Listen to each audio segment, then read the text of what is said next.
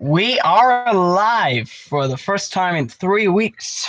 Damn. Finally, yes. I mean, I've been in such a bad mood lately because, well, we haven't been able to, do these episodes. No, I mean, I can understand why the episodes were postponed. No, I don't know, but especially when I was like the first time we had to postpone an episode, I was really bad. But, well, we are back with Jim, Steven, and Ryan, and Bitches, and me, and... Anyway. Maybe Raz if he gets a chance. And another special guest, but... Yeah. We might have a female companion later this episode. Yes. For real. And on that bombshell...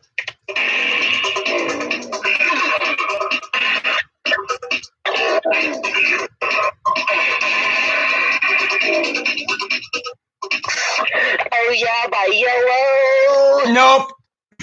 Anyway. Yellow. Anyway, though. Yes. Today is a special day. Go on. Today is a special day for a couple of reasons. One, for the first time in 3 weeks, we are back on burning subjects. And number two, this is this is an episode I've actually been wanting to do for a little while now. I mean, well, besides the fact that it got delayed by 3 weeks, but also the fact that, I get to cover some of my favorite British steam locomotives. And the thing is... this also means that, well, for me, at least, it means I can, tread on some more, untreaded, ground or whatever. I guess. What was that term you used again, Jim? Yeah, untreaded ground. Yeah, so that's what I usually like to do. I mean, I don't usually, in case you don't already know, I prefer to, think about or talk about, steam locomotives that not very many other people talk about. Yes. Well, me and Steve are probably going to talk the least in this episode because we know the least about British steam locomotives. And my LTR number 29 page says a lot because it sucked. But anyway. Now, onto the list. Where, actually first, not first, but before we get into it, what are your final words before we actually get to it? What are your thoughts on what the fuck has been happening the last couple of weeks? Well, for one thing... That's it, Jim? That's your saying? For one thing... I've been feeling a little bit garbagey lately, but, I mean, I'm feeling a little bit better thanks to burning subjects. Yes. Also in the same shoes as Steven, but now it's already happened a little earlier thanks to LS9 29 has finally been sold 2 days earlier from now. Yes. 18. Oh, that actually reminds me. You mean 18. Yes, 18. That actually reminds me of something. When I came back and I went to the Santa Fe Southern last weekend, and, I actually found out that now both of our diesel locomotives are fully operational. So, I know you guys probably won't care, but for our scenic railroad, it's very important, especially because... Yes, it's a next step. Of you to assume I don't care. I'm actually happy for you. Especially because, we have a lot of old wooden bridges on the stand-up track. From what I remember, there's 3 wooden bridges, and over the weekend we've been basically repairing each individual one. So now we got 2 operating locomotives. We're gonna soon have 2 more flat cars as well. We got more passenger cars, and we're basically gonna get running again. And then after that, after the railroad is basically up and running, 769 is their second priority. Well, again, thanks to the Wikipedia page I created for 769, the locomotive's got to get a little more publicity. Oh boy! But yes. Did you get a picture for something? Well, actually, that reminds me. Next weekend, I'm going to be meeting up with one of the managers at Santa Fe Southern at the 769, and we're going to get an overall image of what we want to do here. Because even he himself said that he could just imagine 769 sitting in this one siding. So we're on the same page. But anyway, on to the list. Number 10. Before you start, I just want to say I don't want to put you in a bad mood already because of this thing. What thing? Oh God. What? You okay? Oh Jesus. Screw you! Screw you! It's red. If I was green, it would die. If it was green. Hold on. Okay, you can start now. Okay. Here. Oh wait, let Jim externally scream. Nope. I think my computer's going to be a bit slow again. God damn it. Are we You're gonna welcome. You know what? You get the drill. It's gonna be the Harrington scream. So just fucking get on with the list already. All right, number 10, and you guys should see this coming. The LNER J70s. As you guys, Yes, those tram locomotives are extraordinarily beautiful, but none of them were preserved. Originally conceived as the Great Eastern C-53s. and well, when they were built, they were the first British tank engines to ever be fitted with Walschaerts valve gear. Also, if I'm not mistaken, while we're on the topic of that, there were like 5 subclasses of these engines. Like, I know one of them. Before you talk about the rest of this entry, I just want to get this out of the way. Any of you viewers bring up the pop culture reference this thing is idolized with, I will kick your rear end. No, that's not hardcore enough. Just slit their throats.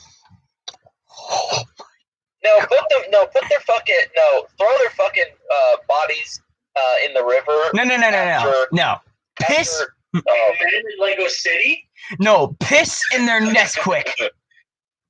Anyway, but those 5 subclasses, apparently they were registered as order numbers, but yeah, you had 2 actual C-53s in 1903, then 3 C-64s in 1908, then a single I-67 in 1910, 3 P-75s in 1914, and finally 3 D-85s in 1921. By the way, if any of you mentioned the 12 locomotives, all of them built at Stratford Works. By the way, let me ask Stratford, which is in London.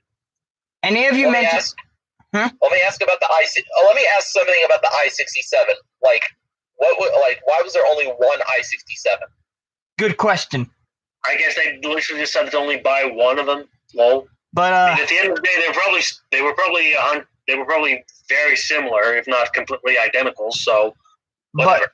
But anyway, attractive efforts. You know, I'm hogging this here, and I feel like it is very important for me to do so before we get into the history. Jim, before you mention the attractive effort, I want to mention, if any of you think that the Y6 class, the 040 tram engines are anyway remotely related to the J70s, I am going to gut you like a fish. Anyway, continue. Let's see. The J70 tractive effort. The driving wheels were 37 inches or 3'1". Fascinating. They had a pair of tiny cylinders, 12 by 15 inches. And 180 psi of boiler pressure. All that thrown together, 8,931 pounds. So it's just under 9,000. That is a very small. 9,000. It's like a very tiny look. It's a very tiny locomotive, yeah. Vegeta is very disappointed. But yeah, that's not very powerful. But keep in mind, these weren't designed for proper railroads. They were designed for tramways. Teeny, tiny, flexible. Yeah. That's basically their whole shtick. Yeah, but As well as looking like wooden boxes, and they predominantly operated on the Wisbech and Upwell tramway in where was it again? Hold on, I gotta click. on the Great Yeah, Eastern Railway. Yeah, that's kind of how that's long? pretty much Tom's shtick. How long was this? How long was it? That tramway? Yeah. Let's see. Doesn't I can't find it immediately as to how long it was. Really, it should have been over 10 miles because Yeah, I don't know. Sorry, Stephen. Well, shit. let's just go if it was over 10 miles because what kind of branch line was under 10 miles, right? Good point. Anyway, though, sadly, though, all of the J70s and their subclasses were scrapped by the end of Steam, with none of them being preserved. However, well, one of them actually gained a bit of fame, but I forgot the number. But we won't talk about that much. But And that one of them didn't even make it to the PR days, sadly. Look, I think I found the answer. 5 miles. Oh my god. a 5-mile tramway. I was almost about to make a joke like, "Hey, Tweetsy Railroad's longer than that," but that's 3 miles. Oh my god. Oh. But that's Making me sound like an idiot for saying under 10 miles. I didn't know this either. But None of us did. None of us did. yeah. Also, it must be reminded that they didn't become known as J70s until 1923 when the Great Eastern was absorbed into the London Northeastern. And on the LNER, all steam locomotives with an 060 were classified as a J of some sort. But So the steam 53s became J70s for whatever random reason. despite what No, we're not talking about the J's of the NW of any kind. No, stop it with that. No, please stop. Like, what does that have to do with anything? Why are we still talking about J classes in NW? Anyway, though. One is a tram engine and one is an overrated Northern. End of story. Well, then again, I'm pretty sure 611 is the only operational streamline locomotive in America. But anyway, continuing on. With the reason I actually love these locomotives is not because of their popular culture, but actually because, well, one, just look at them. They're adorable. They're plucky. And with the interesting historical significance of the first British tank engine to be featuring Walschaerts valve gear, it's a pretty unique thing. Especially, well, overall, it's a unique locomotive. Very plucky. And, well, overall, I just find it as a very plucky locomotive. It's a very nice one. For me, anyways. But, yeah, that's really... I personally love them as well. And I would like them for, for what they were. Yes. They served their jobs well. But anyway, on to number 9. 9. Number 9 is the LMS 8Fs. Ah, yes, the true 280 consolidations that won the war. Oh, no, you don't mean what? The what? Yes. The 8Fs were basically 280 consolidations. It's just another Connie. I knew you were going to say that. No. All Connies are different, Steven. Now Yeah, be quiet. I mean, Now, sadly, here's a picture of one in British Railway. Steven, we are not... Steven, though? Well, as I wanted to say, these truly won the war. Is that BR green? No, BR black. But basically, the 8Fs were basically the UK's answer, or specifically the LMS's answer to the 8Fs. 852 of them were built between 1935 and 46, and they were built by plenty of outside manufacturers. Oh, that I mean, the LMS did build quite a few of themselves, but at Crewe and Horwich. How many did you say? 852 of them were built. Well, that's still 800? a short amount of time than how much the Black Fives were produced. God damn, 'Cause 800. early- Yeah, and I believe that they made 10 fewer Black Fives actually. But the thing is, not all the 8Fs were made for the LMS themselves, because believe it or not, some of them were actually built for the London and Northeaster, even by the LMER themselves. I kid you not. Let's see. Tract of effort. I'm once again using Wikipedia, so sorry if that's not 100% accurate to any British folks watching this. But it would appear to be 32,440 pounds, provided by a pair of 18.5 by 28-inch cylinders. Let's see. A boiler pressure of 225 psi, and holy crap! Basically. Standard inch driving wheels. I mean, standard gauge driving wheels, because they were literally 4 feet 8.5 inches, which, let's see, that's 56.5 inches. So basically, the driving wheels had the same diameter as the width of the tracks, because they were standard gauge, you know? Nice. Bit of a bad joke, but yeah. But anyway. Trust me, the Connies, I mean, the 8Fs, damn good piece of kit. Damn fucking good piece of kit. One of their the one external deployment that I can think of outside of the United Kingdom is that 20 of them were sent to Turkey, where they were nicknamed Churchills, as an extra bit of encouragement for Turkey to remain neutral during the Second World War, because they've also been accepting a few Kriegsloks from the Baureihe 52 from Germany. So the UK thought, you know, some raw engines as well, just to make sure that they will remain neutral. That they 52. The Kriegslocks are overrated as shit. The 58s are much better. You think everything is overrated? Well, No, I don't. popular No, one. I don't. No, I don't. If I did, then I would think that NNW 578 was overrated.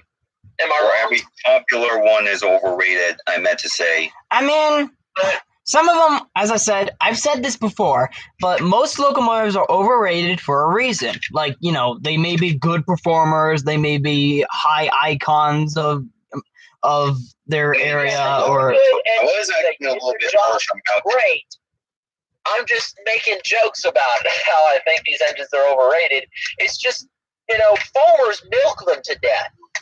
I've said that sure, before. I was acting a little bit harsh on Mount Thunder, aka 734, but I guess I should appreciate it a little bit more, actually. I mean, But anyway, Look- anyway, continue, yes.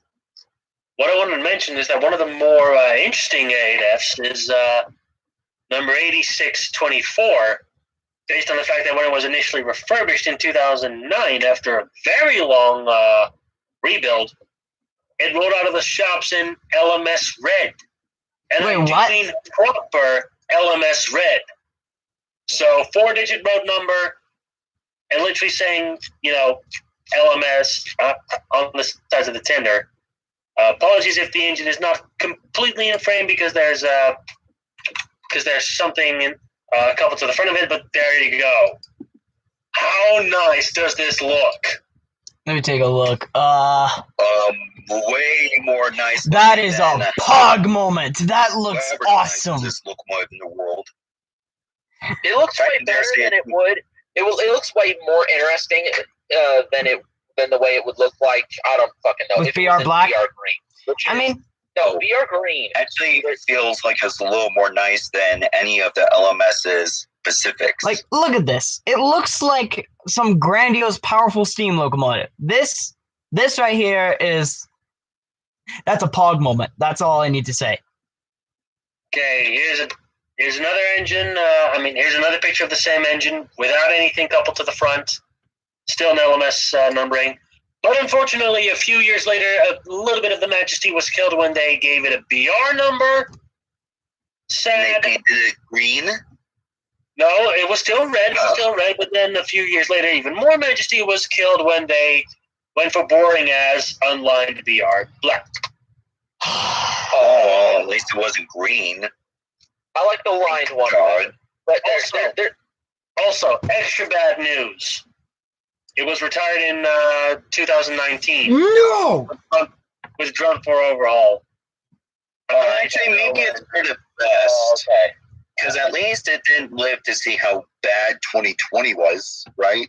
So okay. Well, basically, the engine is going to return to service eventually. It's Good. just not officially retired from service. So should we put it on the retired excursion locomotives list?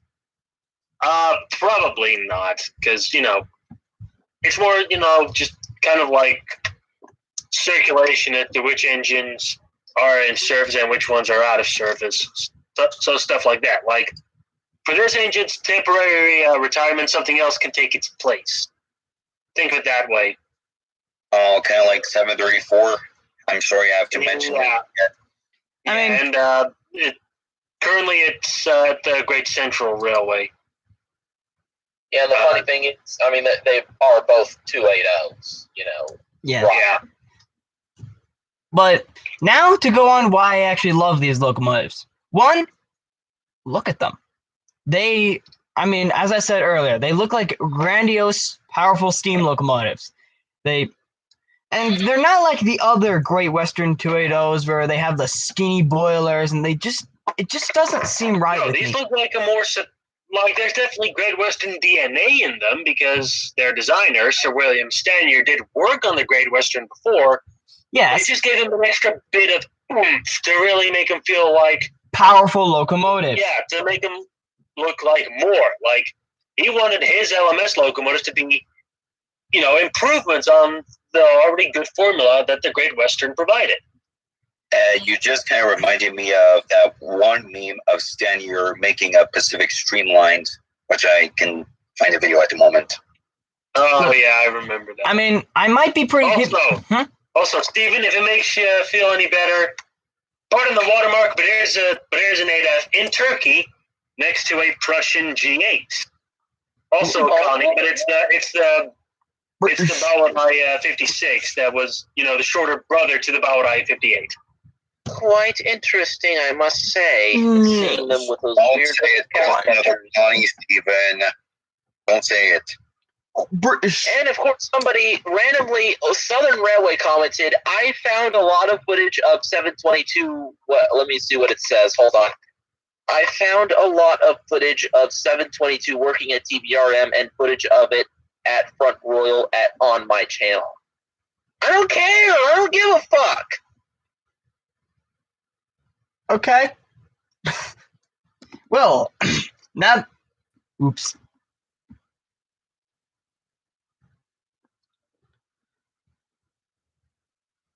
Unless the American team made it to Britain, but that's besides the point still. Yeah. Okay. Anyway. What's number 8 on your list, my dear Andrew? Well, okay. Number 8. And this one's going to be a juicy one. And I mean literally.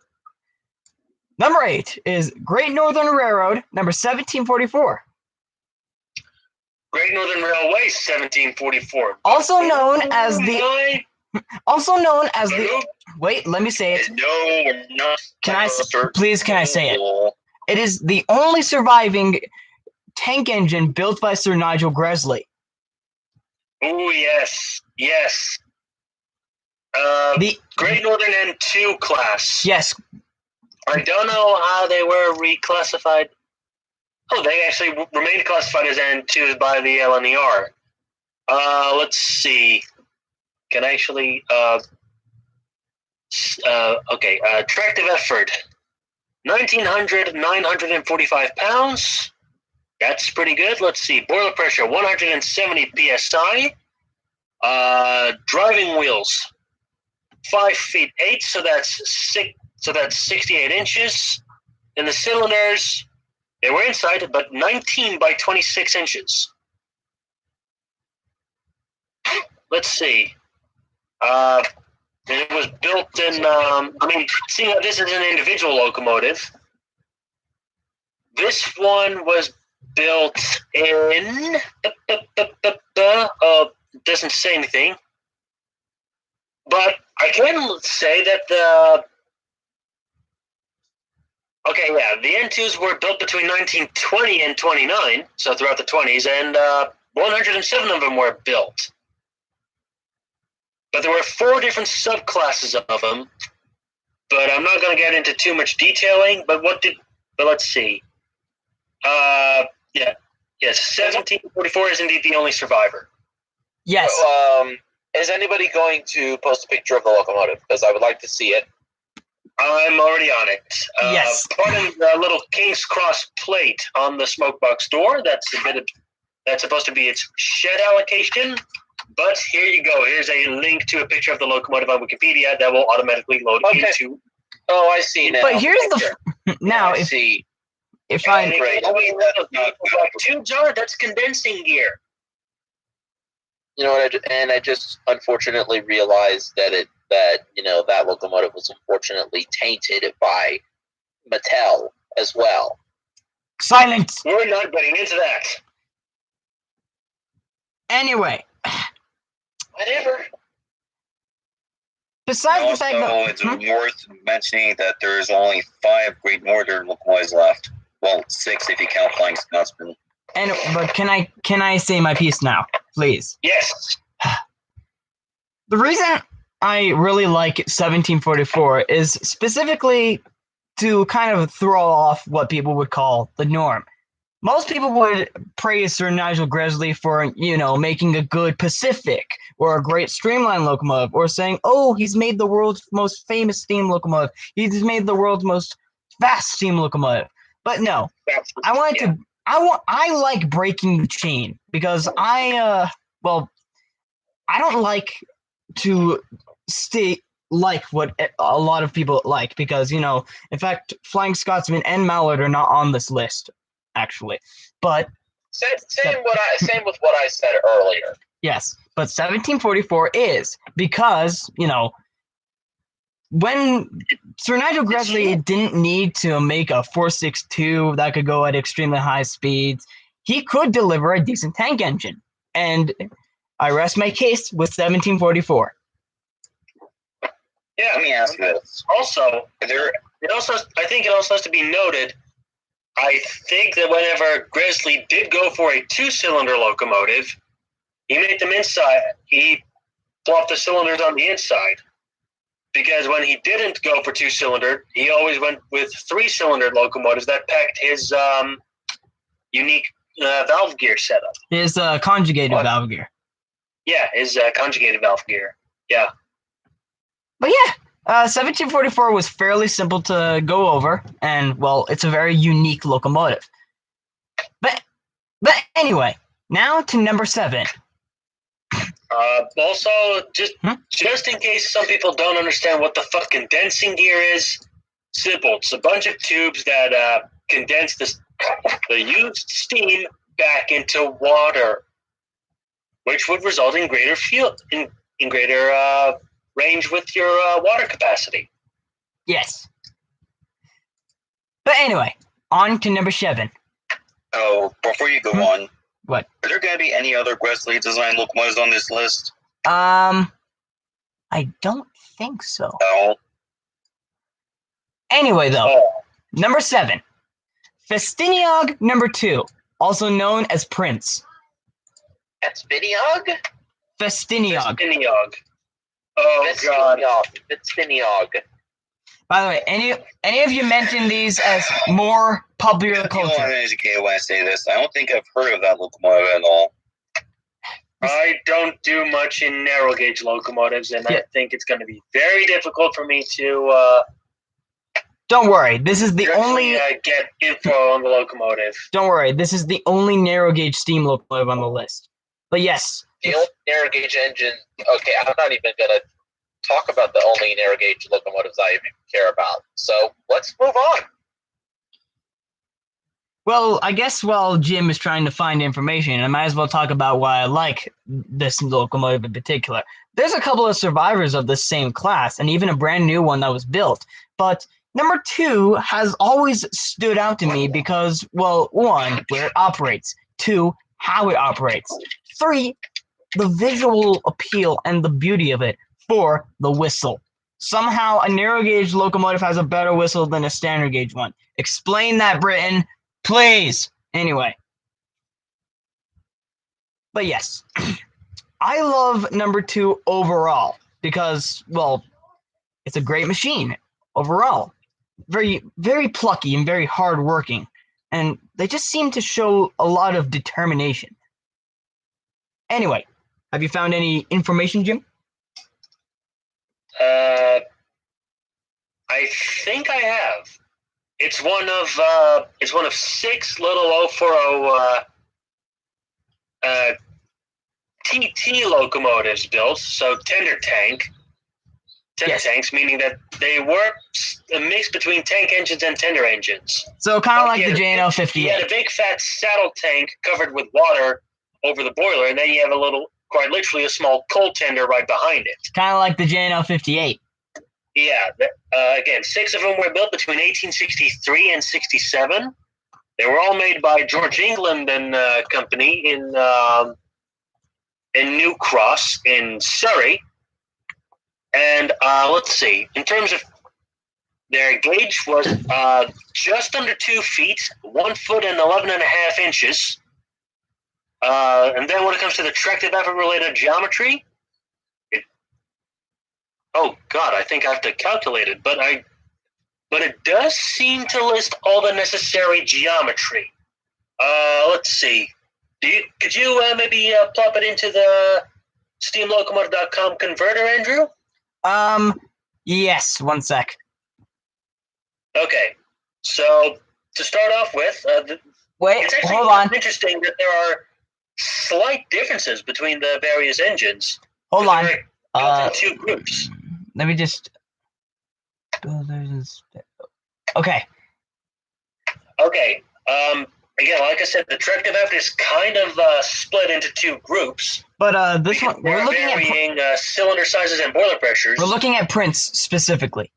Yeah, Prince is from the first group of 4 locomotives, and the driving wheels on both groups, so on all 6 engines, that's the same, 2 feet or 24 inches. And I can't make the driver diameter any smaller. Wait, are you kidding me? I'm not kidding you. I can't make it below 40 inches. What's the driver diameter again? Well, 24 inches. Okay, 2 well, at least they're not as small as the drivers you see on these, or wheels you see on these. I mean, I see. You were able to fill in the chart. Okay, but yeah, 24 inches for the driving wheels. Your cylinders for Prince are 8 by 12 inches, so an 8-inch bore by a 12-inch stroke. quite a small locomotive, eh? And the boiler pressure is 140 psi. That's actually quite high for a little locomotive. So what is the resulting tractive effort?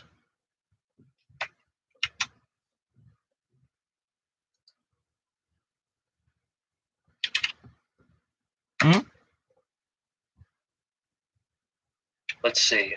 Otherwise, I could give this a shot. Let's see. Oh, no, wait. Cylinder diameter.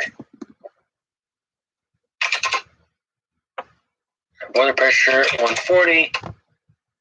3,808 pounds of tractive effort. 3,800? So basically 3,800.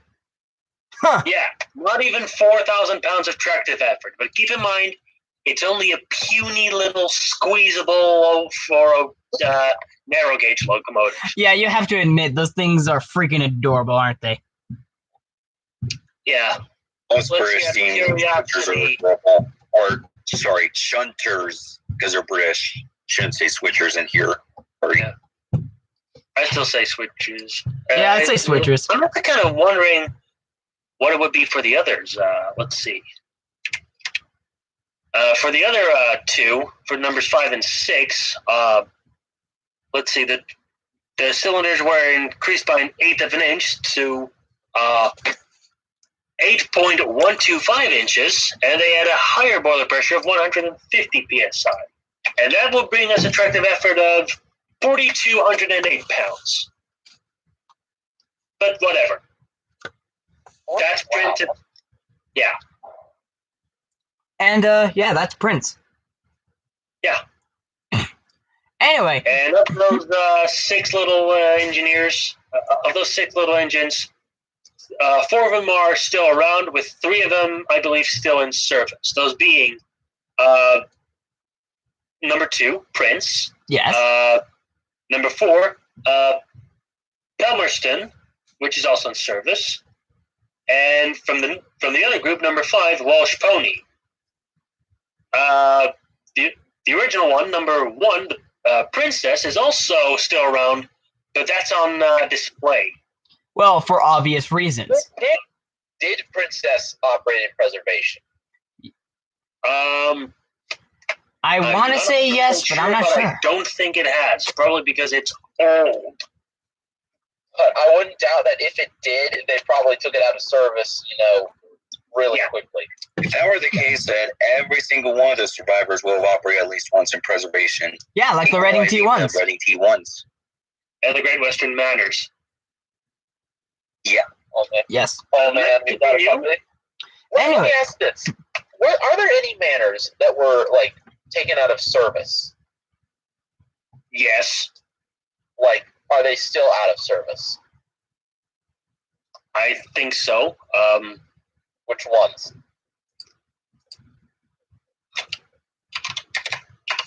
Let me actually check this.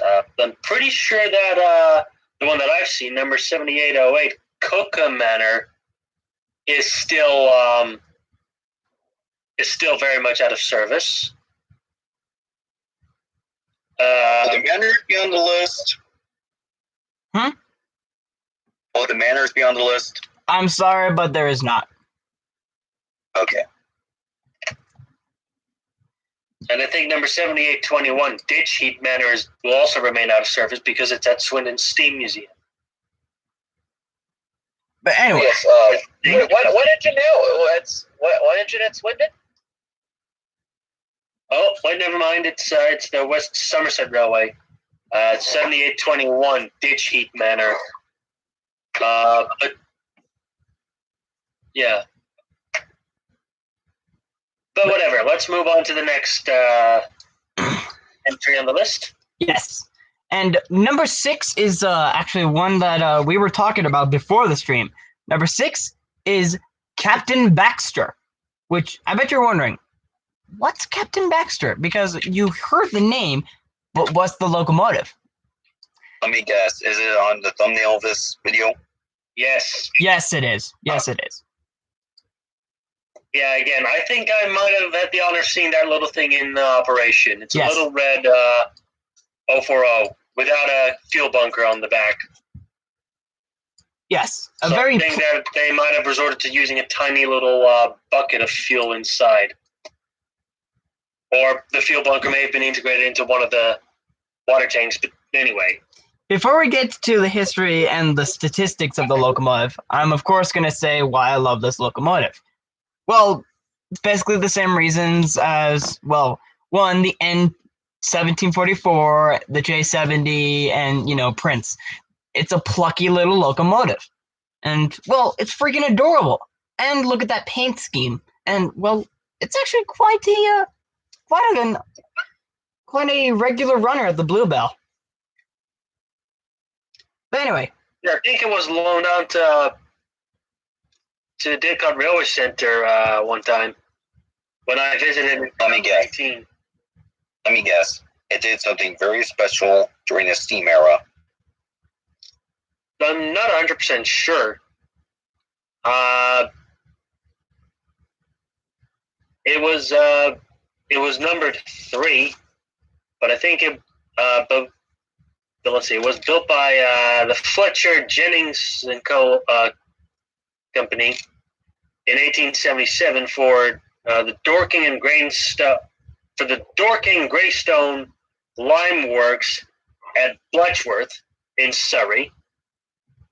So I think this may have been one of those locomotives that was designed by, the factory that built it. It was kind of like a little commercial locomotive that you can buy for like industrial use or whatever, or stuff like that. Yes. Let's see. It literally has a small chart of statistics here for the tractive effort. 3 foot 6 inches for the driving wheels, so that's 42 inches. 150 psi of boiler pressure, and a pair of 12 by 20 inch cylinders on the outside would give us 8,740 pounds.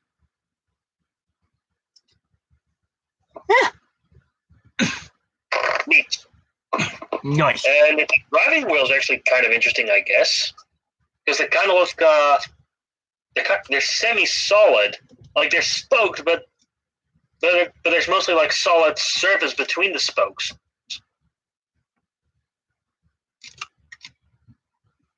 I mean, this locomotive isn't very much unique from others, but there's something very catchy about the name Captain Baxter, and plus, the paint scheme, it all adds together into a nice little combination of cute, charming, and practical. Speaking of names, do you know, I think there was this 060 saddle tank somewhere in the UK that they named Ugly.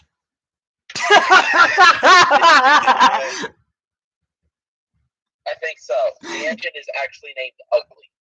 A locomotive called Ugly. And the funny thing is, number 5 actually was also called Ugly.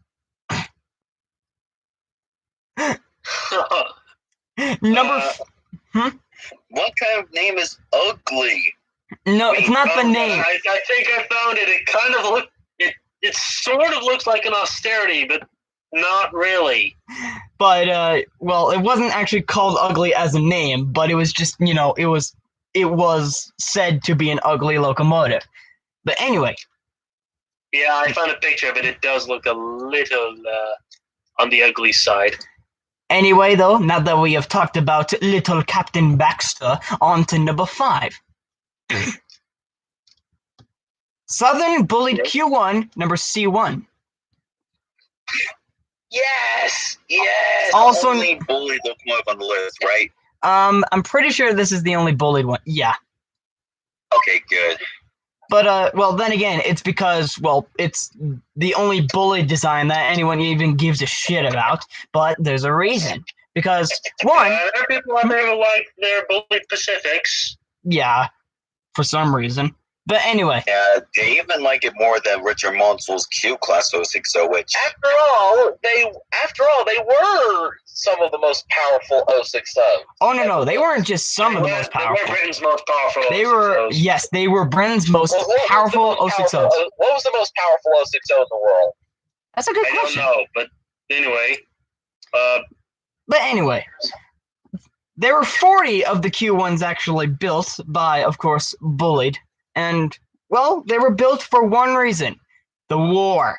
With all the restrictions of making a good-looking locomotive for, mixed traffic and whatever, all of those sort of restrictions had to be put into one locomotive, which ended up making it look, well, in other eyes, hideous. Most likely saying that it looked like some sort of telescopic bread loaf on wheels. A quote from Chris Evans. But anyway. Chris The cherry on top was the road number. Yes. If you're gonna quote the person, at least get the name correctly. Yeah, I just wanted to say quickly. Cherry on top was the road numbering choice. But anyway, though, the Q1s were designed with, well, as I said, with the war restrictions, but they were also designed to be lighter than air and could be fixed with bits of string. So, well, they were easy to repair, they were easy to run, and they were, well, basically good at their job, which ended up making them look bad. But they were great locomotives. And C1 specifically, it was actually originally sent to scrap, but then the Bluebell Railroad actually bought the locomotive and operated it during the 90s. And today, it's quite the common sight at the National Railroad Museum. National Railway Museum in York. I'm not going to get used to that. Some people are going to think, wait, so it's in Green Bay, Wisconsin? No, it's in York, in Yorkshire, in the United Kingdom. But yes. Anyway, those foamers that think that C1 is in Wisconsin need to be made fun of on the whole shitpost Facebook group. Oh fuck yeah! Anyway, what I wanted to say is, as for when they were built, again, 40 of them were built, but they were all built in 1942. Half of them by Brighton, half of them in Brighton, half of them in Ashford. And let's see, tractive effort, 30,080 pounds. Which actually is almost as much as a Pacific. Yeah, let's see. The geometry related is, once again, a pair of 19 by 26 inch cylinders on the inside this time. Holy crap, 230 psi of boiler pressure. And 61-inch driving wheels. So, yeah. And they're pretty cool looking box pod driving wheels, so that's something. Yes. I And wrote about something about the Q1 depth for a change. and what's that? When they were initially built, Bully gave them a continental numbering system as C1 through C40. Oh, yes, and then that was ultimately changed to the... Wait a second. 33,000 series. Came in, and they created new numbering sequences. Wait, guys. Obviously, they needed to do... To distinguish Southern engines in British Railways ownership, they added 30,000 to the pre-existing road numbers, but for Bullitt's locomotives, that was a bit tricky because they had to come up with new proper numerical schemes for them. Guys, so for the Q1s, they decided, you know what, let's number them into 3,000 series, add 30,000 to that to create a 33,000 series for the Q1. So they became 33,001 through 33,040. Guys, 33,000. In case some of you were wondering, the viewers were watching this, C is equivalent to U. But anyway, Can I try to say something? one at a time. what? The viewers who are watching this who are uneducated, 060 means C and UIC classifications. Yes. Yes. Weirdly, it's a German thing, where they use capital letters to count the number of driving axles instead of numbers. Granted, in Europe, we already use numbers to count the number of axles anyway, but in Germany, they added the extra curveballs of using capital letters for the number of driving axles, and then leaving out any numbers for pilot axles or trailing axles that weren't there. But So, for example, a classic example being a 210 decapod, which in Germany equals a 1 E. But as I What were you going to say, Stephen? was trying to say, the C1, if I were to put once I finally make a retired excursion locomotives from the UK list, I will obviously put C1 on the list because, well, for one thing, not only just because of the fact that it operated preservation and it doesn't operate anymore, but it also is sole survivor status. and it's a very unique type of locomotive and a powerful locomotive too. Wait, Yeah. guys, I just realized. What happened to Bullet Q1 number C4? Did it blow up? I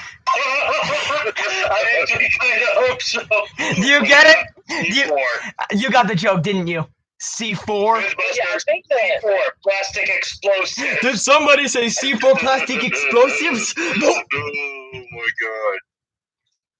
Also, I think that C1 operated until like 2004. That was the last year it operated until it was taken to the National Railway Museum. I'm not so sure.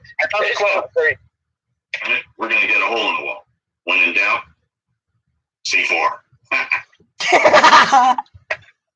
When in doubt, You know, wait, that should be a meme. 2004. I'm gonna make I'm gonna make a model of a Q1, and I'm gonna number it C4, and then I'm gonna make a small video of the thing just blowing up. oh fuck yeah! Sure, yeah, make it a slow motion video. Yeah, that. Yeah. Anyway, though, now that we've talked about bullied's ugly ducklings, it is now time to go on to the last tank engine on the list. Number 4. South Chatham and Eastern Railroad, number 263. You still got the name of the railroad wrong. I mean, Southeastern Chatham Chatham. Southeastern and Chatham Railroad, number 263. Anyway, though. Way. But anyway, though. This isn't America, you blithering idiot. But look, anyway, though. I'm copying Jim for a moment. Anyway, though. 263 is the sole surviving class of, well, these 044 tank engines built specifically for passenger, well, of course, they're mixed traffic locomotives. But this one in particular is, well, has always shined out for me. Even though there's always, there's a lot of other 044s tank engines out there. This one has always seemed to, show up for me and always has. Even when I was 8 years old, I watched videos of this little plucky little engine. Anyway, though, Jim. Yeah, I can see why, because it does have a pretty nice paint scheme. There like two-tone green, and the copper steam dome, and I want to say like brownish or red, brownish red on the walkway or running plates. It looks pretty snazzy. So, and especially seeing this thing, especially here's a picture of it for our good friend Ryan. And especially seeing one of these at the head of a train of vintage coaches, it really just looks beautiful. It's like the definition of a branch line train. Small locomotive, a couple of coaches. Let's see now. A little bit of class info. They were designed by Harry Wainwright, and there were 66 of these things built by the SECR themselves at Ashford. They were built between 1904 and 1909, and then they had a quick continue of the production in 1915 before ending it altogether. Like I said, 66 of them were built. Let's see. Driving wheel diameter, 66 inches, so 5'6". Boiler pressure, 160 psi. And with a pair of 18 by 26 inch cylinders, you'd be looking at 17,366 pounds of tractive effort. They were slowly withdrawn between 1944 and 1964. And yeah. Retired within a 20-year span. Wow. Number 263 was withdrawn from service in early January of 1964. And interestingly, you can actually kind of gradually tell. Even in southern days, you can tell. You can sort of tell apart which locomotives belong to which of its three main constituent companies. Like basically, in southern days, any Southeastern and Chatham locomotive would get flipping 1,000 added to the road number. So number 263 became Southern 1263, and then when the British Rail 30,000 was at it was 31263. Yeah, 31263. Though I usually prefer at least calling the last two digits as one number, so 31263, whatever. But yeah, that's all I have to say. But then, but it wasn't very powerful though, because its power classification was just low enough to be classified as a mere 1P. Yeah, that's a little bit of a thing that British Rail adopted from the LMS and lightly expanded on, if we get to hear that. So the LMS has power. One PP. Steven, shut up. No, The LMS had copied. British Rail copied this old power classification from the LMS, where they had numbers ranging from 0 to 8, at least to begin with, and then they would give it a letter depending on what kind of service it was made for. P for passenger, XP for express passenger, F for freight, or MT for mixed traffic. It was good at doing both passenger and freight working. So, yeah. Yeah. But the thing is, before it went to the Blue Bell, it was on. What was the other line that it worked on before the Blue Bell? I forgot. But all I know is page on here. Let's see. It didn't say anything.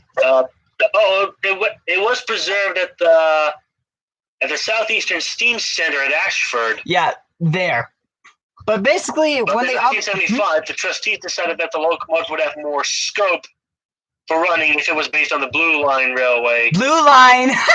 Blue Line. You got that? Blue Yeah, Blue Bell Railway in Sussex. But the reason of this was actually quite interesting, in my opinion, because, well, the locomotive was mostly just could only go at slow speeds back or forth. And keeping it in this area was like keeping a dog on a leash that needed to go really badly. So, they sent it over to the Blue Bell so it could regularly run free. And quite frankly, it blends in very nicely, especially with the other Southeastern China Railroad locomotive. Yeah, number 65. Yes. But anyway, though, now for the final three. Oh, wait, there are also a bunch of P tanks, but whatever. What's number 3? Number 3? PP tanks. The PP tanks. You put PP in the water tanks and it boils your PP. What the fuck? Steven? I believe I looked out to this picture. Steven, I feel like you might like the annoying orange once again. Steven, I think you might have gone. I'm the annoying orange of this group. I think you might. That's good enough a reason to give you a brief kicking, but not from the server. Just from Ooh. No.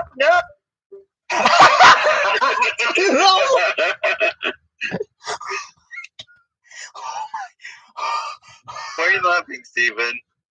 Is he back? He's back. Oh my god. Yeah, son of a bitch.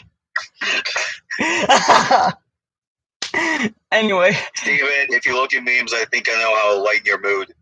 My first GIF. All around me, a familiar face. Oh, wait. That's not the one. Oh, God. All around. Wait, what's going on? Where? Yes. Where? Yes. Wait, what? Yes.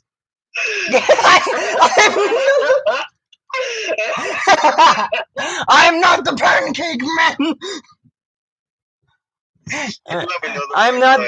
I don't have Discord. I'm not the pancake man. I'm not the pancake man. Now, what's next? Okay. All right, but watch out for the C4 plastic explosive locomotive. Anyway, Get on with it. Now for the final three. Number 3, Midland Railway Banker locomotive, number 2290, also known as Big Bertha. Hold on, this requires a very special scream. Also known as Big Emma. But that was a far more obscure nickname. Please work when you play. Big Bertha, Big Bertha, Big Bertha. Come on, baby. Come on. Come on. Give us life. Come on.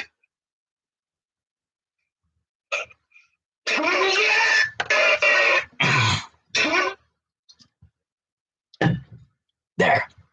But anyway, Yes. 2290, also well, we'll just call her Big Bertha. Big Bertha is a Fowler 010, was a Fowler 010O with 4 cylinders made for banking at the Licky Incline. Yeah. I must confess, though, initially I thought it was a compound locomotive. But it was actually a simple. It wasn't a compound locomotive. It used some kind of weird Italian style valve gear connection, actually. Yes, it was a simple steam locomotive with 4 cylinders made for banking locomotives over the Licky Incline, which in the railroad community is known as hell in a nutshell. And that's why I was saying. Yeah, I mean, it is simplistic, but I can't think of any other locomotives with an 010O wheel arrangement. I can. I can. The Great Switchers Eastern A55, which was a triple-cylinder tank engine. And for the Brits, that is the only proper decapod because they actually called them that, but whatever. Anyway, number 2290, if I may get the information out of the way right now, it was designed by James Anderson. It was built by the Midland Railway at Derby. It rolled out of the shops there in 1919. It was a one-off. It had 55.5-inch diameter driving wheels, so 4 feet 7.5. 180 psi of boiler pressure, and 4 massive 16.75 by 28-inch cylinders. Tractive effort 43,313 pounds. But interestingly, it didn't get a power classification because it didn't pull trains. It fucking pushed them, mother. And that's why. And well, the locomotive with its huge. What's the current locomotive? Flying. Right now we're talking about Big Bertha. But anyway, the thing that really gave Big Bertha her really unique looks was, one, the huge electric headlight she had. Second, the inclined cylinders. She thick, boy. Yes. And well, So I need to ask, what is that thing on the tender on the near the cab? Oh, that's basically, I believe, the British equivalent to adding, a bit of a rear end protection to kind of make the cab fully enclosed. Yes. British standard also. Another British standard thing is that they make some of their locomotive cabs circular. You mean the circular front towards the windows? By the way, do not mind my mother in the background. She is washing one of the dogs. Windows, dips. Cab windows. Sorry. Can't even talk. But anyway, Big Bertha has been popularized by culture in good ways, for once. Because, just look at, she's in a interesting design.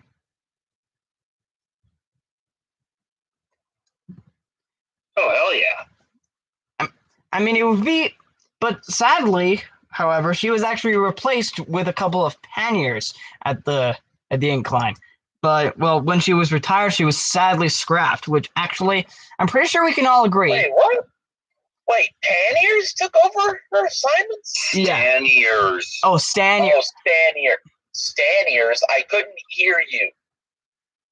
But anyway, though. That's all I couldn't talk. What do you mean? What engines exactly? Stanier. No. Stanier didn't design any locomotives that took over Big Bertha's duties. She got replaced by a 9F. Basically. The one thing higher than a goddamn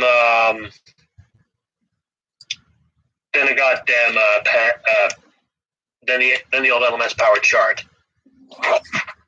So But, yeah. So we're over halfway through, and it doesn't look like Lena's going to join us again. Yeah, Big Bertha was replaced by a 9F. A 9F that is also scrapped. 2241 class, which I believe was basically something of a precursor to the Ginty, an actual Ginty, and also actually a pannier of the of the 9400 class, aka the The best. Pantier actually worked there. Yeah. A few of them. 9400s, though, which are large panniers. But anyway, though, before we go on to number 2, can we all agree that Big Bertha should have been preserved? Was the National Railway Museum in development at the time? Was the National Railway Museum in development at the time? It may have been a little bit. You could argue that it would have that it wouldn't have been very practical. But It wouldn't have been practical to run, but we can at least see it. Very cool to at least have as a static display piece. Yes, because we could see exactly. Yeah, like imagine an area in a museum specifically named for banking, and you had to see this locomotive as a powerful banking machine, and you think, wow, this was a crazy job. Yeah, do you know what the smoke box store reminds me of? I hate to bring this up again, but the smoke box store looks a little more like a big boy smoke box. Or I guess. Big Bertha, Big Bertha. I can kind of see what you mean because the handrail going across it. But anyway, now that we have talked about the Big Bertha, now it is on to number 2. You guys ready? Yes. I guess. Number 2. I'm still kind of looking for a pretty cool picture of it. Number 2 is Caledonian 812, number 828. Ooh. This is the only Scottish locomotive on the list, and it's actually one of the most unique survivors on the list. Not because she's a sole survivor, not because she's Scottish, but because she's blue. In the real scheme of things, there's actually not a lot of steam locomotives nowadays in Britain that can legitimately get away with this. But 828 did, because, that's actually accurate to their railroad. The Caledonian 812s were actually some pretty powerful 060s for their type. If I remember correctly, they had 24-inch diameter cylinders. Was it? I don't remember. Really? Let's see. Just take a. It's going to be a little bit tricky because apparently there are 2 identical classes. It says here in Wikipedia that that they were identical to the 652 classes, pretty much. But to the 652s. But in total, between the 2 classes, there were 96 of them built. 96 of them were built between 1899 and 1909. But let's see.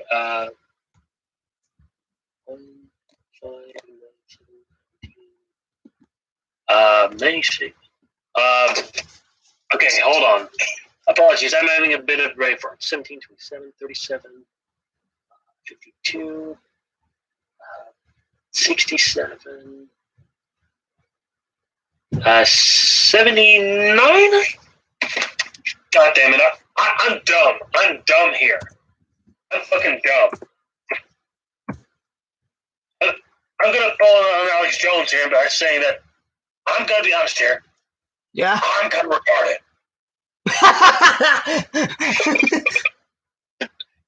Well, let me ask, how long has this stream been going? About an hour and 8 minutes. Over an hour.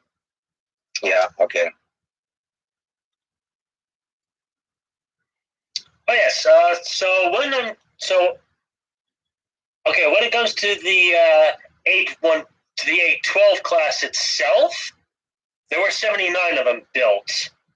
It looks like they were built between 1899 and 1900, roughly. Let's see. Driving wheels, 5 feet, so that's 60 inches. 160 psi of boiler pressure, and a pair of 18.5 by 26 inch. 18.5 by 26 inches. Total tractive effort, 20,170 pounds. Not bad. Not bad. It's not bad if it goes up range lines. I guess it's pretty good for the time. Also, I checked in a couple of pictures of Big Bertha in storage in LMS days. I mean, one of them in storage in LMS days, and then there's a picture of the model of her. Oh, it looks I like went with this one because here she is in my favorite scheme. You know, proper LMS with the number on the sides of the cab, but whatever. looks like Big Bertha's missing a wheel right there. Yeah, I said so. It's in storage, hence why its middle driving axle is missing. But anyway, 828. That dark blue is fucking sex on wheels. I know. I love that blue. Seriously. I mean, screw the freaking blue tank engines out there. Look at this. Look at this and try not to say that is beautiful. I'm trying not to drool. And all that intricate black and white lining, it's gorgeous. God damn it. See? You have to admit that the 828 is a gorgeous 060.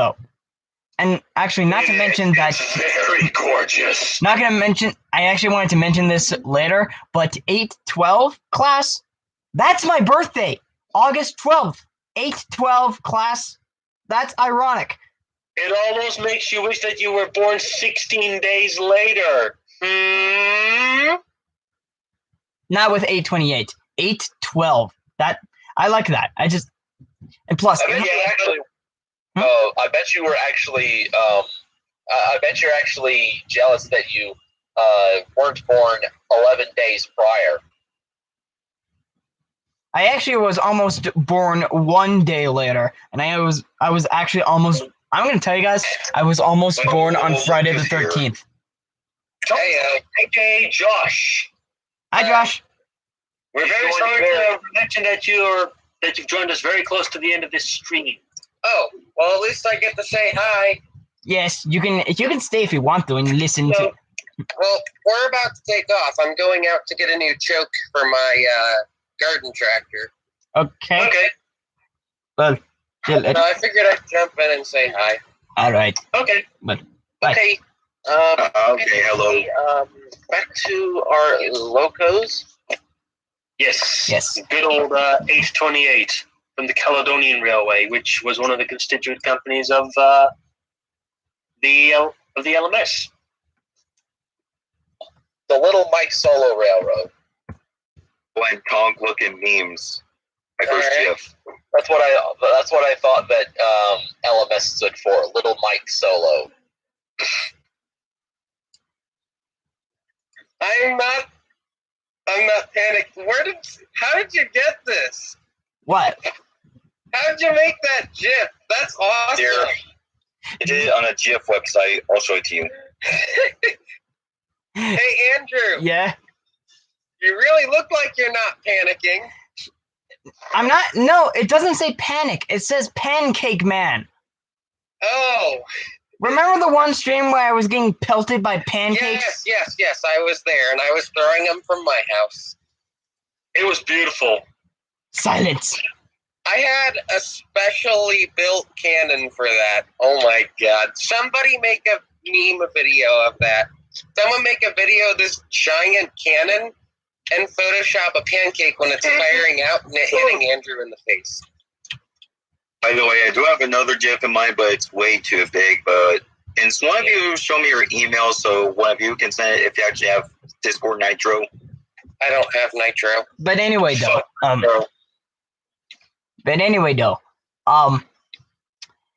Maybe we continue with number 828. Yes, please. Hi, Dan. I'm about to go, but before I go, Andrew, have you noticed I've not been playing Gary's Mod in a while? No. And have you noticed that we're actually live? Yes, I have. I'll tell you. I'll send a message to you later. I'm kind of drunk right now. At least just text him on the keyboard. That way the audience can't hear you. All right, then. I'll see you guys later. See ya. See ya, Tom. I'll see y'all later. Don't forget the popsicles. No! Oh, God. All right, I'll see y'all later. Bye. Right, see ya. If I had $1 for every time you said that, I'm pretty sure we'd be rich enough to go to Britain. Let me ask. Right, we were saying about 812. Oh, I thought we were done talking about it. I don't know. Because, like, we've been talking about it for God knows how long. Oh, where does it run now again? Let's see. Still on the Wikipedia page for it. Also, they were designed by John F. McIntosh. In case you want Not be confused for a president. Let's see. It's based at the Strathspey Railway in Badenoch and Strathspey in Scotland. So yeah, that's where it's based. Okay. Well, you can see exactly why I like the 828. Beautiful paint It's scheme, gorgeous. a smooth runner, and, well, it's a sole survivor of sorts, too, with an interesting sort of background. And I'm not anyone mention any pop culture references, and I am going to slap you with crackers. Are people mentioning pop culture references on your stream? No, luckily. But anyway, now, well, before we get to number one, before Are we gonna put honorable mentions in there or what? yes, actually, before we get to Empty Railway number 29. anyway, honorable mentions: the LMS 5T Black 5, the LNER A4s, LMS 3F, specifically this one.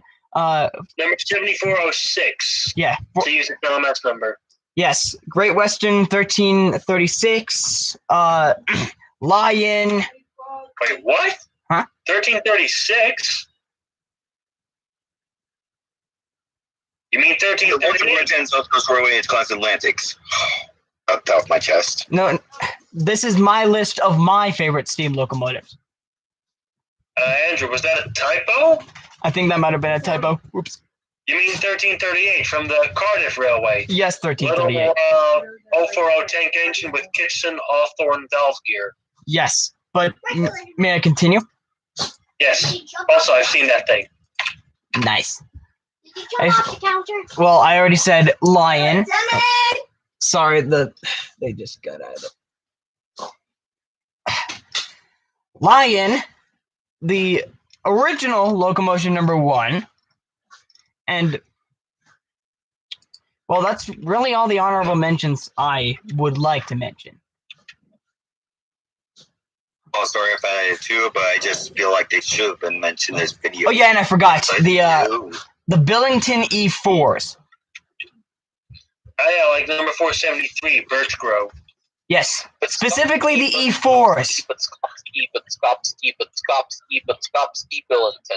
Oh yeah, and I forgot to mention Flying Scotsman, and oh, of all things, I almost forgot Tornado. I love Tornado. Why did I not put that Oh, up? fuck yeah. what about Blue Peter? Silence. Anyway, on to number 1. Finally, Need some background music for number 1? we need something grand. Quickly.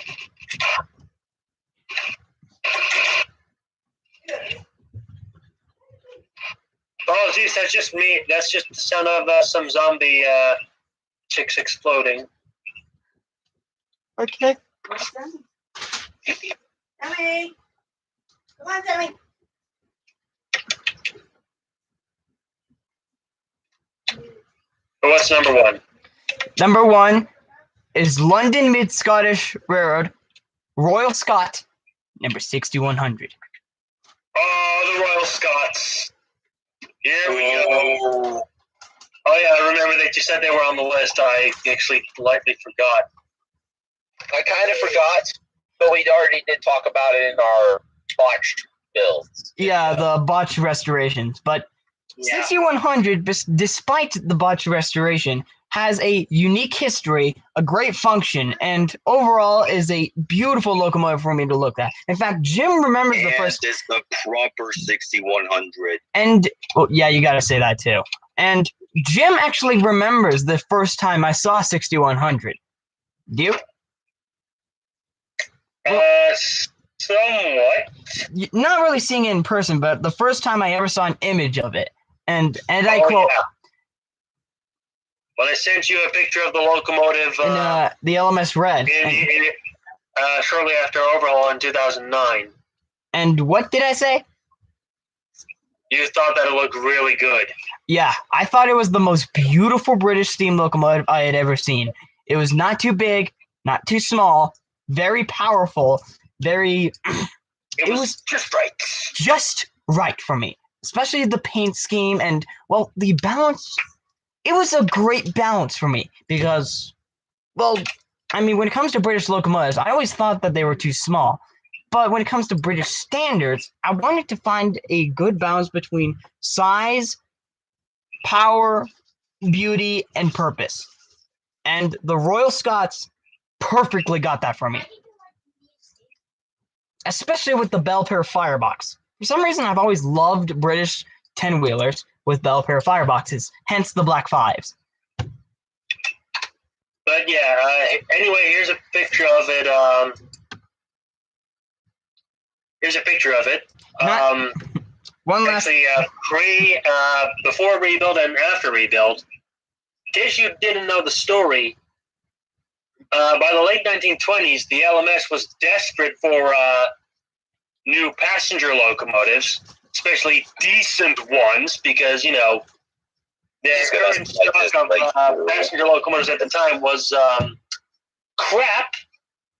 And, yeah, after going back and forth on several different options and failing, like building several free grouping locomotives. And failing to obtain some Great Western castles. The drawings of the Great Western castles, not by any means of, war or whatever, but basically, Henry Fowler, the chief mechanical engineer, or the CME of the LMS, ordered his draftsman Herbert Chambers to come up with some decent passenger locomotives. They were basically like 3-cylinder competitors for the castles. So the result was the Royal Scots. 70 of them were built between 1927 and 29, and for the most part, they weren't so much an impulse build, but an impulse buy, because the first 50 of them were actually built by the North British Locomotive Company in Glasgow, whereas the last 20 were built by the LMS themselves at Derby. So the first 50 more so ran along the American design practice, where the railroads designed their own locomotives, but outside companies built them, and subsequently the railroad would buy the locomotive. So yeah, stuff like that. They were numbered 6100 through 6169. Nice. 69, dude. And in terms of tractive effort, oh boy, they were already off to a pretty damn good start. You had a threesome of 18 by 26-inch cylinders. You had 250. Wait, what? Is that correct? 200. Hold on, I gotta look this up. 250 psi of boiler pressure, and an 81-inch diameter driving wheels, 6'9". And the total tractive effort figure is 33,150 pounds. But there was a bit of a problem with them, because they were actually a blend of old and new, and that didn't work in their favor that much, because basically, as a result, like I said, they were a bit of an impulse build and mostly an impulse buy. So naturally, there were going to be a few problems with them down the line. Stuff like piston rings in the cylinders. Yeah. Can I actually mention that problem? What? Can I mention the problem with the per valve instead of 6 rings per valve? Damn it! I wanted to mention that one, but sorry. Well, can I go a little bit more in depth into that? Okay. Well, basically, when it came to this one problem with them, they originally only had one of these piston rings, which basically made a lot of steam leak out, and well, the rest of it just kind of shot out instead of the steam being used to actually push the piston. And so they solved this problem by adding more rings. And the more rings they added, the less steam leakage they had. In fact, they decreased the steam leakage from 80% to 8%. So a massive increase. A massive decrease in steam leakage. Anyway, though. The steam leaking. Yes. So yeah, eventually they just added those 6 rings, which is obviously better, of course. But there were more problems beyond that, of course, sadly. Especially with the axle boxes, which even yeah, we'll get to those last, of course. But initially, the throttle handle or the regulator handle, or whatever, was unbalanced. So you had to wedge it open with a lump of wood to stop it from falling shut. Then there was another easy problem, which was that they were initially built without smoke deflectors. And it took how many designs of smoke deflectors until they got one right? What? How many designs of smoke deflectors did it take until they got one right? Hold on. I mean, it was a pretty easy problem to fix, just add smoke deflectors to them. But unfortunately, the problem is they went through 7 different variations of deflectors before they found one that worked properly. 7! I mean, I know that's a lucky number, but not in this case. And then there was a problem with the front bogie, where the springs weren't where the springs initially didn't prove substantial enough to prevent lateral oscillation. So one of the engines would actually derail at speed. Then there was also a problem regarding the position of the middle cylinder, which was too far forward in order to reach the inside set of valve gear, which, well, of course, would make for... Experts say that if the wheelbase of a different class of 10-wheelers, the Southern Railway's Lord Nelson's, if that wheelbase was adapted instead, it could have been mounted further back, so you would have a bit of an easier time reaching the inner set of valve gear.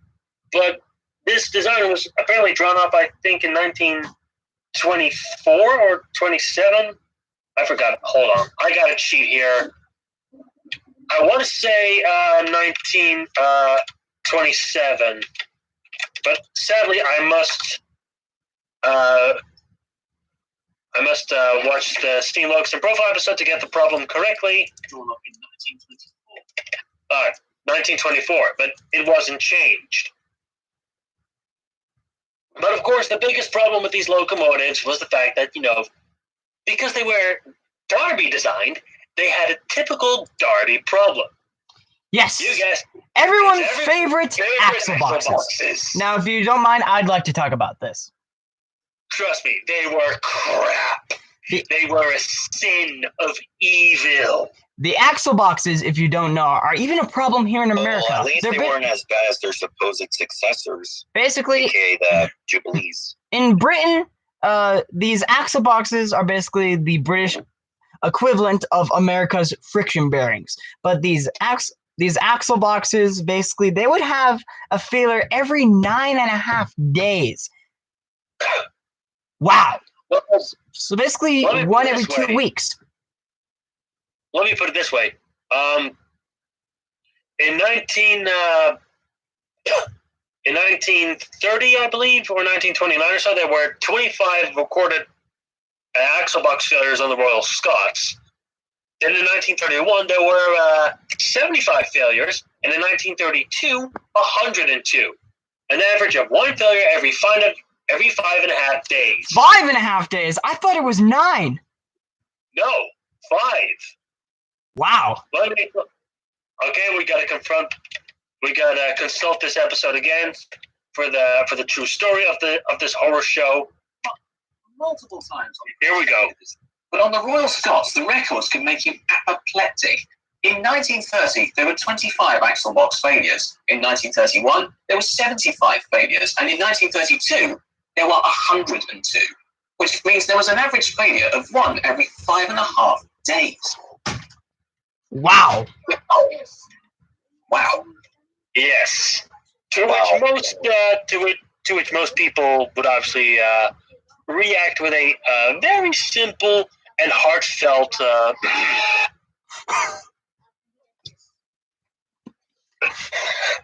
Yes.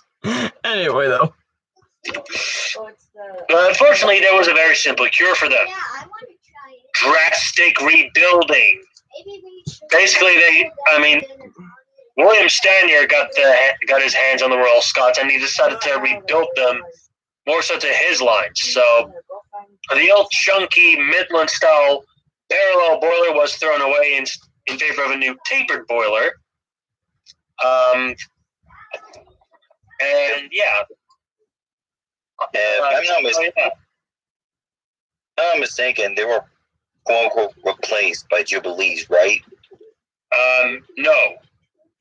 It was the Patriot class 10-wheelers, which were gradually supplemented by Stanier's Jubilee 10-wheelers. But the Jubilees were kind of crap because they were Stanier's first attempt at designing a 3-cylinder locomotive, and they had pretty bad drafting. But anyway, but yeah, the Royal Scots, they actually tackled on quite some time afterwards. And so, should we talk about the Frankenstein? They were withdrawn as late as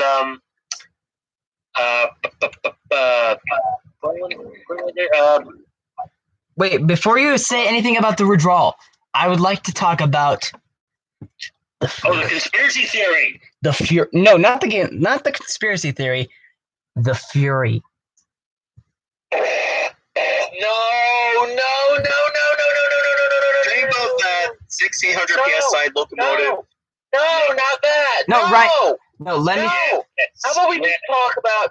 Did we talk about the supposed Royal Scots visit to the States, which was actually wanted to talk. One of the other engines in the. We didn't mention the conspiracy theory that spawned from the North American tour yet. But I think we should do that first, though. I wanted to talk about Fury. Because... Okay. No, don't talk about Fury. I don't want to hear about Fury. Silence! We can always mute you again, Steven. We can always mute you. Anyway. If you guys don't know about what Fury was, it was basically a take on Frankenstein's monster.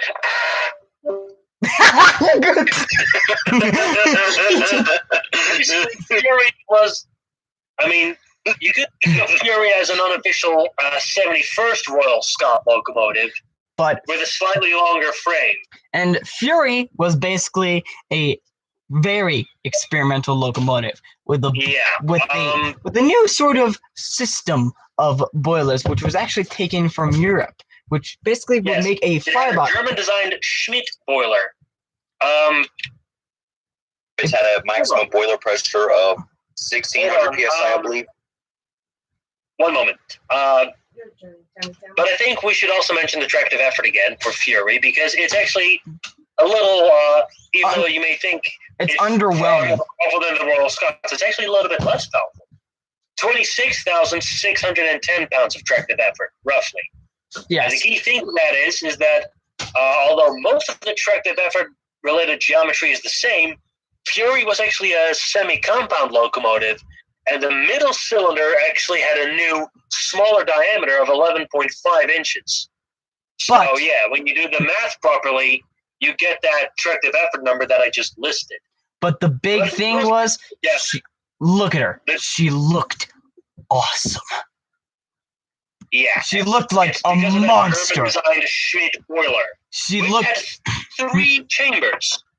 When calculating the tractive effort, the chamber that you want to use is I want to say the last one with the somewhat bog standard pressure of 250 psi. But then you had 2 other chambers with significantly higher tractive effort, significantly higher boiler pressures. One of them, 900 psi.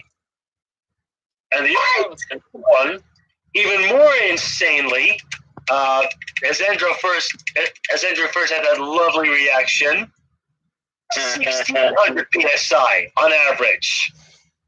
You nearly looked like you were about to spit out whatever you were trying to eat. Yeah. But in a nutshell, I think on average, because some sources have said that boiler pressure can be as low as 1400 psi or as high as 1800 psi. anyway, though, Unfortunately, Fury didn't enter service because that beautiful boiler proved to be fatal.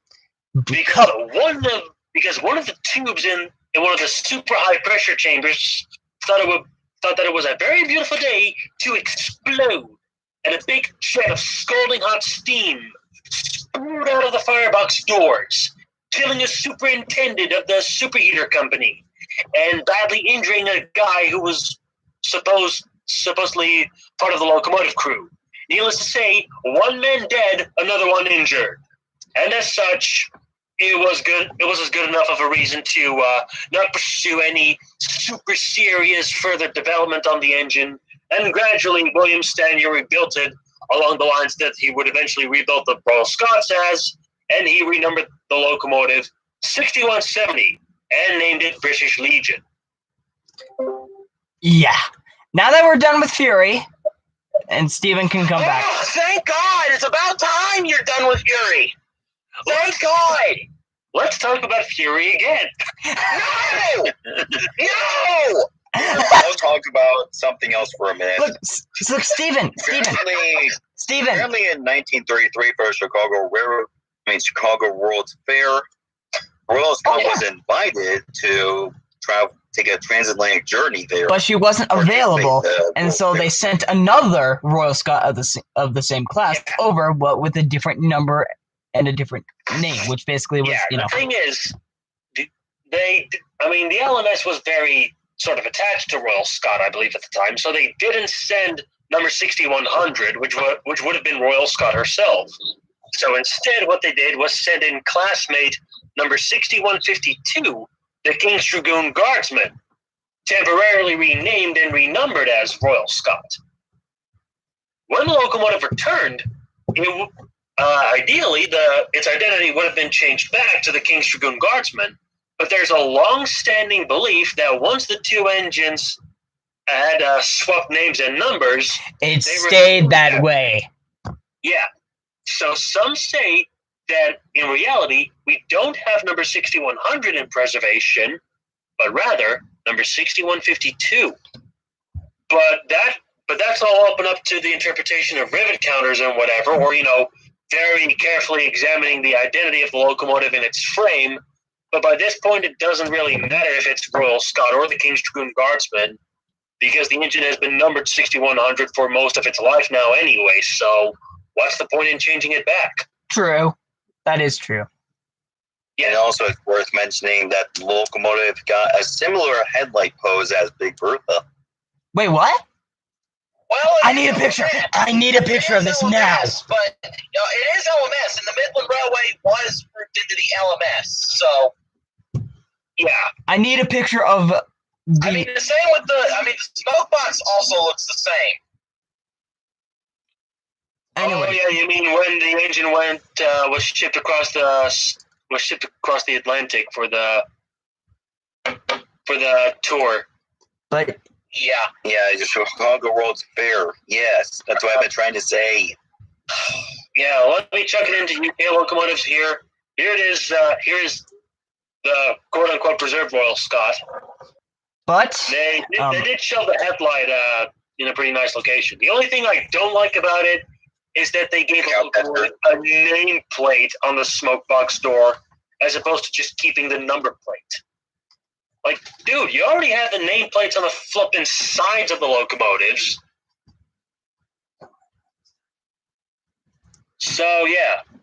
Also, I do approve of the centered bell, and even though I still think that they should have removed the buffers, the cowcatcher at least looks good on it. And it just kind of looks like a Turkish locomotive. But anyway, yeah. May I speak, I guess. Yes. However, after they were rebuilt, it still wasn't a permanent redemption, because then What came along? None other than, say it with me, Dr. Beeching's modernization plan. not the modernization plan. The Duchesses. The Duchesses. The Duchesses Oh, yeah, came the along. LMS, standing your specifics, the Princess Royals and then the Princess Coronations, aka Duchesses. Yeah. Once the Duchesses came along, the 6100 and her class was sidelined. Not entirely. But, Yeah, of course, they were relegated they to... weren't used for the top-tier express passenger trains anymore. Yeah. But more so downgraded to work more along the lines of... Secondary passengers. Yeah, secondary passenger trains. And then... That was still better than the occasional freight train.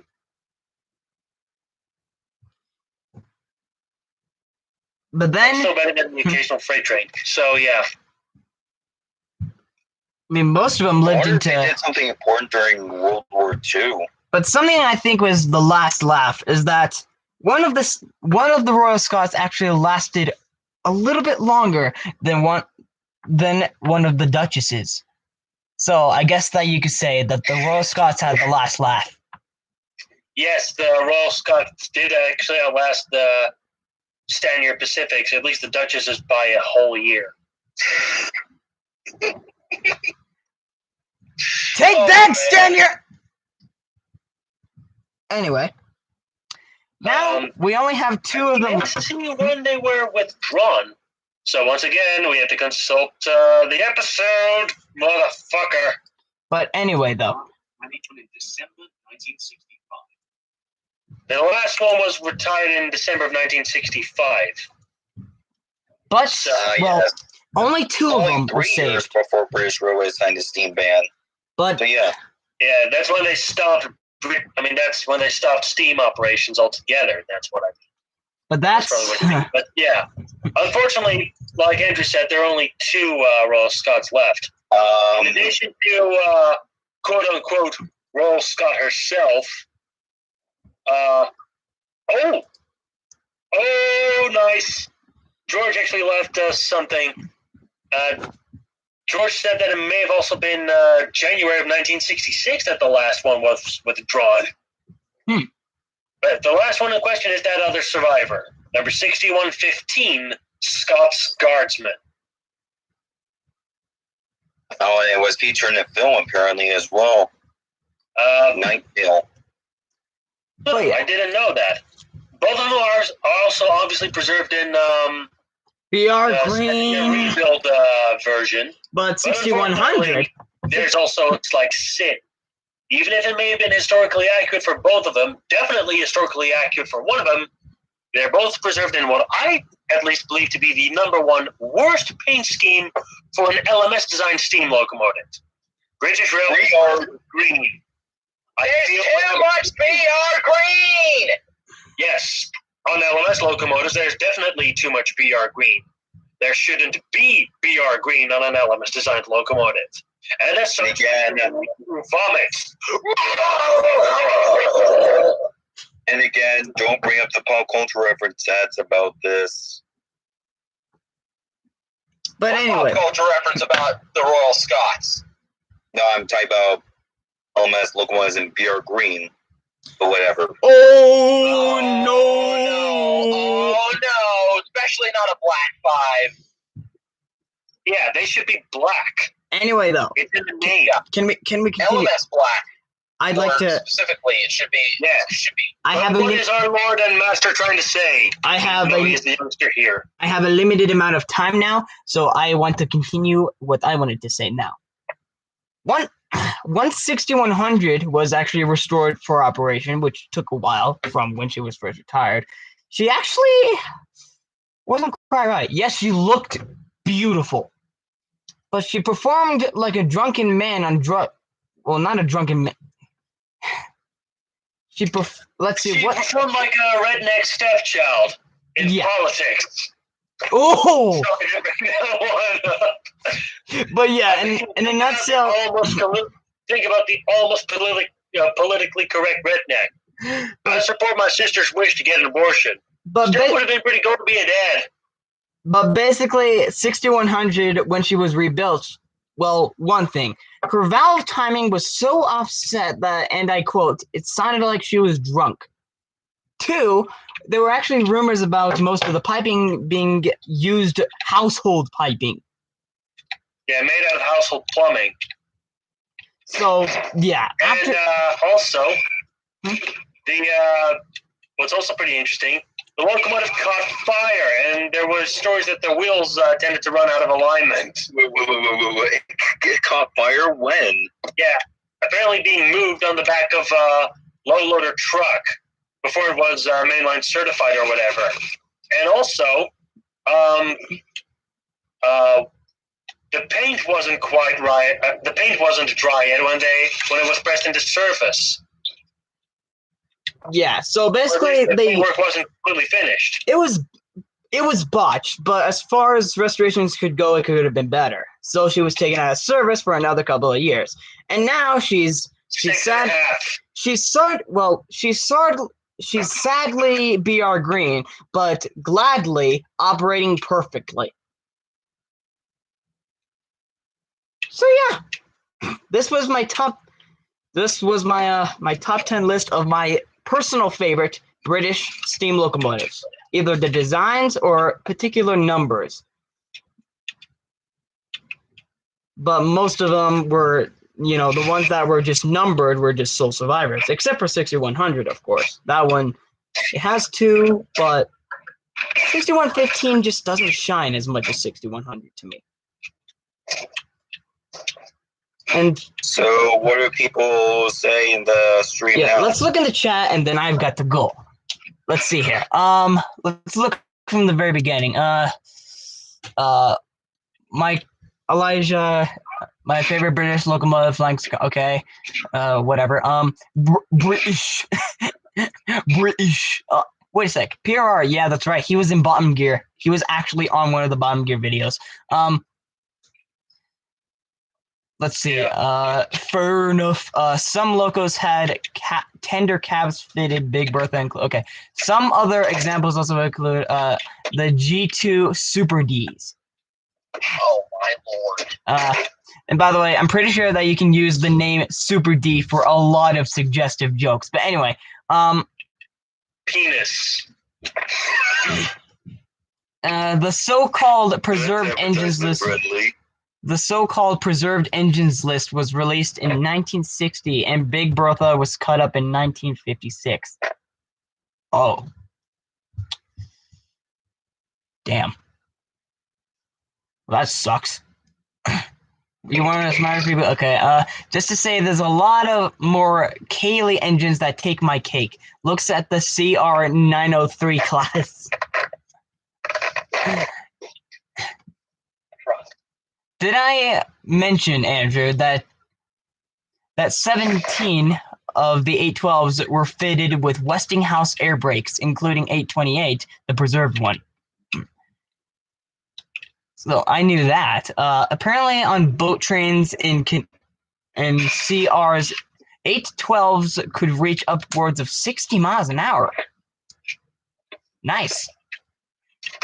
Hello, I'm from the depths of hell. Let's see. Laughs in September 2003. Where's the lamb sauce? Okay. Tornado Chad, where's the BR Standard Boys? Union by Sabotage. Dan, what's your favorite? Okay, let's see. Lucky me, I've ridden behind her and you lucky bastard. He's ridden behind 61. God damn. The Flying Scotsman here in the live chat says that he's ridden behind 6100. Oh. Nice. The fun fact about the Royal Scots 6115 Scots Guardsmen, it was featured in, okay, we heard about that. Someone's House 769, pretty good at the moment, she's just still outside. Big Bertha deserves revival. I mean, yes, we miss her. honestly, it should have just been preserved. I don't think there's really no need. There's not really a need to build a new Big Bertha, because I mean, it's like Chris said in one of those videos. If you build a brand new one, it's just not going to capture the same soul. It's pointless, really. Or rather, I mean, in the case of Big Bertha, it would more so be the case of practicality. Where are you going to run it? Yeah, and I mean, it was made to push trains up hills. They don't need engines like that anymore. Let's see. Clean, firm lettuce. What? By the way, it's okay. But anyway, that was this episode of Burning Subjects. And next week, we are actually going to start with one of these suggestions that we got. And next week, we are going to be talking about the Fort Wayne Railroad Historical Society. I think. You're going to talk about that? I think maybe. But, I mean, then again, the plans might... I would rather we talk about Chinese steam in America. The plans might be changed, but that's what I have in mind right now. Especially because of certain accomplishments that the Fort Wayne Railroad Historical Society has made recently concerning a Wabash caboose. I mean, do you know how many times we talked about 765 and 2716 in the past? Or at least you guys? Well, we haven't talked about 765 a lot, actually. Any of the excursion Berkshires. Well, we've...